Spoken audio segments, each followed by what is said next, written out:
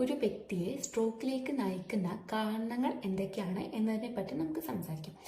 ആദ്യത്തേതും ഏറ്റവും ഇമ്പോർട്ടൻ്റ് ആയിട്ടുള്ള റിസ്ക് ഫാക്ടർ എന്ന് പറയുന്നത് ഹൈ ബ്ലഡ് പ്രഷർ. നമ്മുടെ രക്തത്തിൻ്റെ സമ്മർദ്ദം ക്രമാതീതമായി വർദ്ധിക്കുന്ന ഒരവസ്ഥ.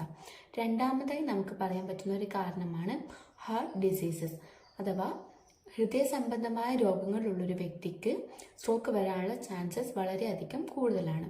മൂന്നാമതായി നമുക്ക് പറയാൻ പറ്റുന്ന ഒരു കാരണമാണ് ഡയബറ്റിക് അഥവാ പ്രമേഹം എന്നൊരു അസുഖം. നാലാമത്തെ റിസ്ക് ഫാക്ടർ എന്ന് പറയുന്നത് ഹൈ കൊളസ്ട്രോൾ അഥവാ രക്തത്തിലെ കൊഴുപ്പിൻ്റെ അളവ് ക്രമാതീതമായി വർദ്ധിക്കുന്ന ഒരവസ്ഥ. അഞ്ചാമത്തെ റിസ്ക് ഫാക്ടർ എന്ന് നമുക്ക് പറയാൻ പറ്റുന്നത് സ്മോക്കിംഗ് ആണ്, പുകവലി. ആറാമത്തെ റിസ്ക് ഫാക്ടറായിട്ട് നമുക്ക് കൺസിഡർ ചെയ്യാൻ പറ്റുന്നതാണ് ലാക്ക് ഓഫ് എക്സസൈസ് അഥവാ വ്യായാമക്കുറവ്.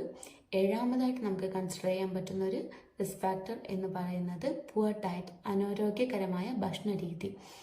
എട്ടാമതായിട്ട് നമുക്ക് കൺസിഡർ ചെയ്യാൻ പറ്റുന്ന സ്ട്രെസ് അഥവാ മാനസിക സമ്മർദ്ദമുള്ള ഒരു വ്യക്തിക്ക് ബ്ലഡ് പ്രഷർ കൂടാനും അതുവഴി സ്ട്രോക്കിലേക്ക് ലീഡ് ചെയ്യാനുള്ള ചാൻസ് അധികമാണ്.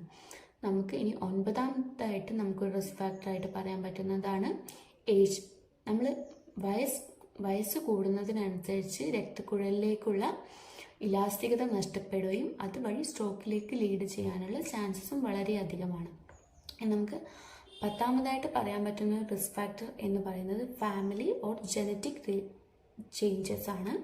ഫാമിലി പരമായിട്ട് നമുക്ക് ഹൃദയ സംബന്ധമായ രോഗങ്ങളോ അല്ലെങ്കിൽ ഹൈ ബ്ലഡ് പ്രഷറോ ഉള്ള ഒരു വ്യക്തിയാണെങ്കിൽ അവർക്ക് സ്ട്രോക്ക് വരാനുള്ള സാധ്യത വളരെയധികം കൂടുതലാണ്.